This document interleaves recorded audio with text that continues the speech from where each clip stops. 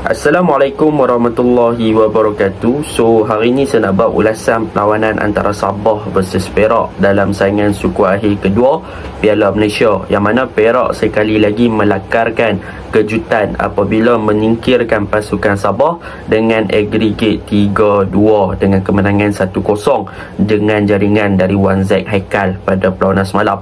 Kalau kita lihat daripada segi corak permainan, apa yang diterapkan oleh pasukan Perak di bawah kendalian Yusri Ceklah, mereka telah improve ataupun memang menambah baik daripada segi mereka punya defensive structure. Dari segi corak mereka punya bertahan ataupun struktur bertahan yang diterapkan oleh pasukan Perak, mereka sebenarnya satu pasukan yang sangat solid dan sangat compact di bahagian belakang, dan perkara inilah yang menyukarkan pemain pasukan Sabah untuk exploit dan juga masuk ke dalam kawasan D-box pasukan Perak dan juga untuk control the game di kawasan wide area.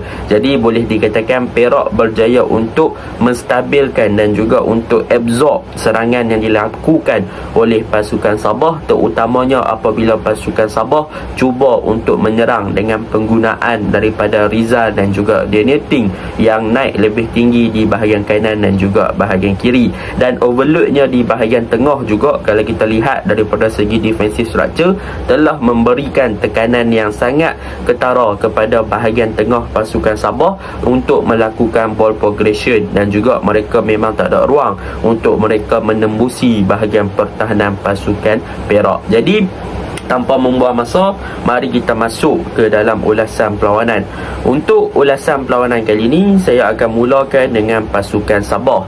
Corak permainan yang diterapkan oleh pasukan Sabah pada perlawanan ini adalah sama seperti mana mereka menentang Hougang United, iaitu daripada segi penggunaan back three mereka, Gabriel Perez, Dominic Tan dan juga Park Tae-soo, dan mereka meletakkan dua midfield iaitu Stuart Wilkin dan juga Cifuentes, dan manakala mereka punya wingback Rizal dan juga Daniel Ting di bahagian kiri akan bertindak lebih ofensif ke bahagian hadapan dalam cover up bahagian wide area, dan mereka meletakkan Darren Lock dan juga Ramon Machado untuk lebih ke bahagian tengah, dan Sadir Ramdhani diberikan sedikit kebebasan untuk inverted masuk ke half space ataupun overload di bahagian attacking, ataupun beliau akan lebih membentuk combination play bersama dengan Rizal Ghazali. Cumanya untuk game ni memang Sadir Ramdhani lebih banyak untuk bergerak di kawasan half space dan juga kawasan berdekatan dengan D-box di kawasan tengah. Dan apa yang menjadi permasalahan kepada corak permainan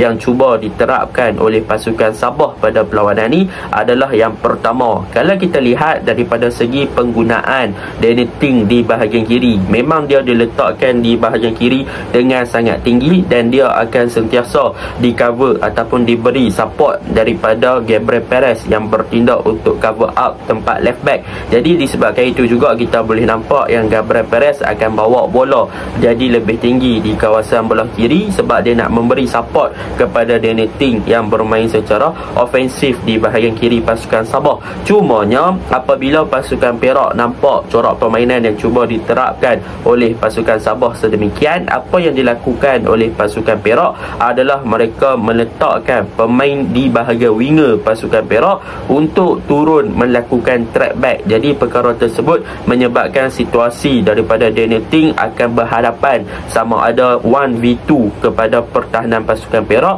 yang menyukarkan pergerakan Daniel Ting untuk exploit dan juga cover up bahagian wide area tersebut. Jadi Aiman Yusni yang kita nampak di bahagian kanan pasukan Perak berjaya untuk memberi satu tekanan dan juga marking yang sangat baik dalam bertahan untuk mengekang pergerakan dari Daniel Ting. Dan daripada situasi tersebut jugalah apabila Sabah kehilangan bola, Aiman Yusni akan dibantu oleh Lucho dan sebagainya untuk melakukan transisi counter attack. Jadi kita boleh nampak apabila Daniel Ting kehilangan bola, Gabriel Perez pun naik join the attack, maka di belah kiri pasukan Sabah akan terlalu terekspos ataupun terdedah kepada ruang-ruang kosong untuk pasukan Perak melakukan counter attack di kawasan tersebut. Jadi memang kita boleh katakan kebersanan ataupun efficiently daripada Sabah punya attack di kawasan kiri agak kurang efisien akibat daripada overload dan juga bantuan daripada winger yang turun membantu bahagian pertahanan pasukan Perak dengan melakukan track back adalah satu benda yang memberi advantage kepada pasukan Perak untuk bertahan dengan baik di kawasan kanan mereka lah. Dan di kawasan kiri pun kita nampak Rizal Ghazali dan juga Sadir Ramdhani boleh dikatakan mereka tidak boleh untuk connect antara satu sama lain dengan baik. Disebabkan apa? Untuk game ni kalau kita lihat, Rizal Ghazali selalunya dia akan membentuk satu combination play 1-2 antara diri dia dan juga Sadir Ramdhani. Tetapi untuk game ni kita boleh nampak yang Sadir Ramdhani boleh dikatakan beraksi di bawah bilopa dan agak tertekan apabila dikawal dengan rapi oleh pertahanan pasukan Perak.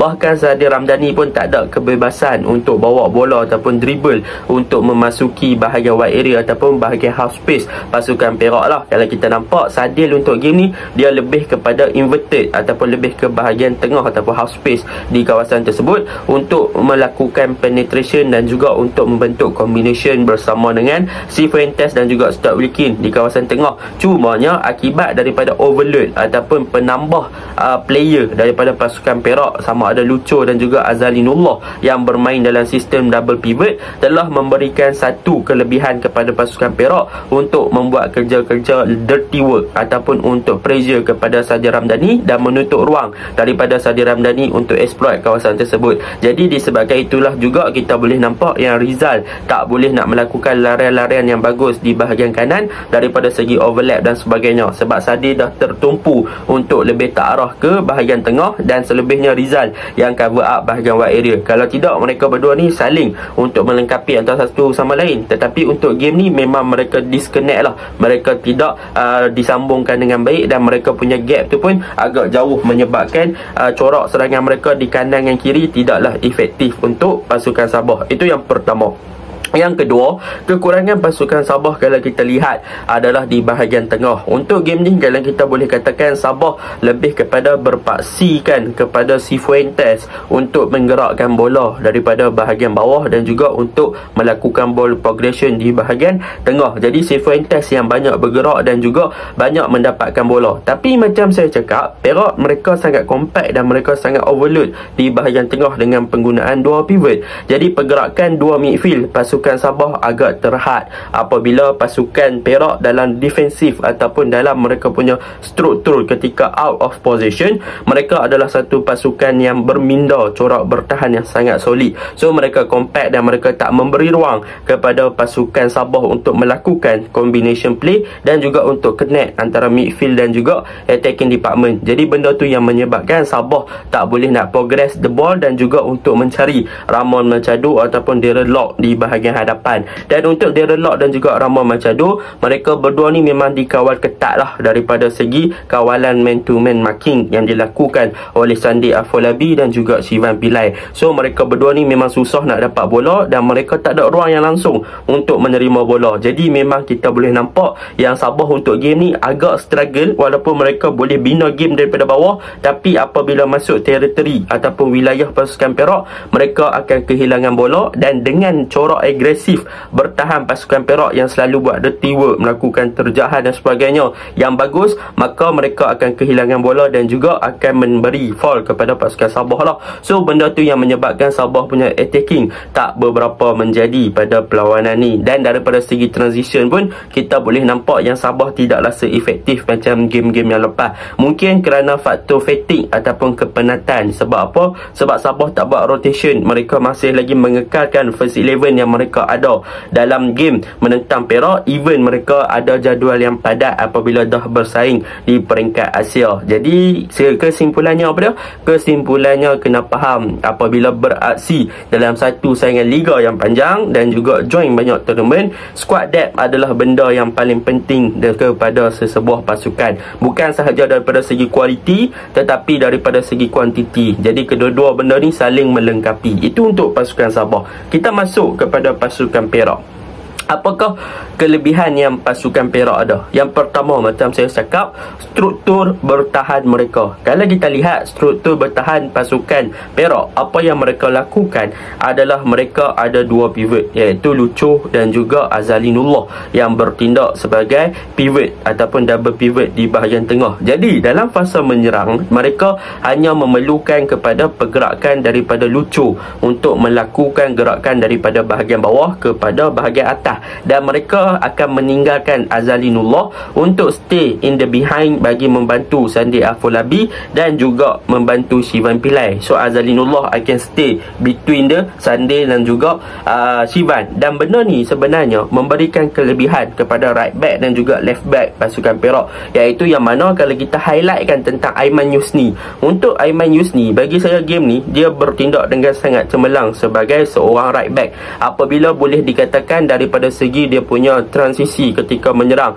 yang mana dia boleh naik untuk buat underlap dan juga buat overlap. Dia banyak memberi supporting play di bahagian kanan kepada pasukan Perak dengan sangat efektif kepada pasukan Perak ketika membuat larian-larian masuk ke dalam di box. So Aiman Yusri ketika menyerang dia sangat efektif, dan dalam pada masa yang sama daripada segi recovery dia punya area, apabila pasukan Perak kena counter ataupun kehilangan bola, Aiman Yusni akan cepat untuk recover balik dia punya position untuk membentuk defending transition kat situ dengan sangat bagus. So dia boleh dikatakan turun naik, dan dia punya corak permainan memang sangat agresif dan sangat solid. So benda tu penting untuk pasukan Perak mengekalkan kestabilan di bahagian kanan. Jadi dalam masa yang sama, apabila kena counter ataupun kena serang pasukan Sabah, Aiman Yusni juga akan dibantu oleh pemain di bahagian kanan winger pasukan Perak, iaitu Firdaus Sayadi, sebelum Firdaus Sayadi injured dan digantikan oleh Farid untuk bertahan di situasi di bahagian kanan. Dan di bahagian kiri, kalau kita tengok Afif Ashraf dalam fasa menyerang, Afif Ashraf akan lebih kepada inverted, masuk ke half space untuk membantu ataupun membentuk tempat bersama dengan Azalinullah untuk memastikan yang tempat tersebut akan overload, akan ada orang di bahagian tengah lah. Dan dalam fasa menyerang juga, sama ada Afif Ashraf akan cover up bahagian kiri untuk memberi bantuan kepada Wan Z Haikal. Tetapi dalam fasa bertahan, kita boleh nampak yang Afif Ashraf akan cover up tempat kiri dia dengan sangat solid, dan dalam pada masa yang sama dia akan dibantu oleh Wan Z Haikal yang turun untuk melakukan track back. Jadi overload at the certain time dan juga certain area yang membolehkan defensive structure pasukan Perak ni menjadi satu solid defensif lah. Jadi benda tu yang kita boleh belajar daripada pasukan Perak. Dan kalau kita lihat kedudukan dua centre back pasukan Perak, iaitu Shivan Pillai dan juga Sandi Afolabi, mereka berdua adalah ball playing defender, dan dalam pada masa yang sama mereka juga bermain dalam high line sebab mereka nak membebaskan mereka punya fullback untuk naik di bahagian kanan dan di bahagian kiri untuk inverted ke tengah.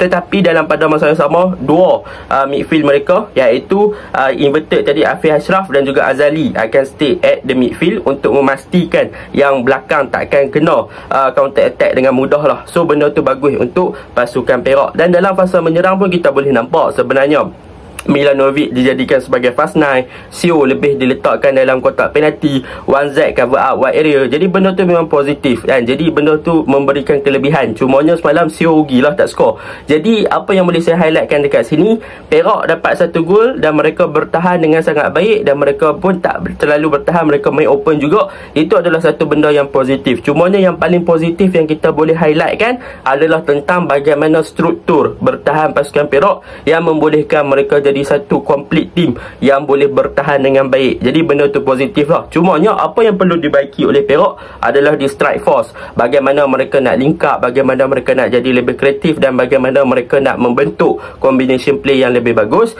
Dan untuk goalkeeper Perak, Shahiswaran, mereka perlu untuk memperbaiki daripada segi ball distribution. Jangan terlalu kalut, tenang sikit dapat bola dan sebagainya.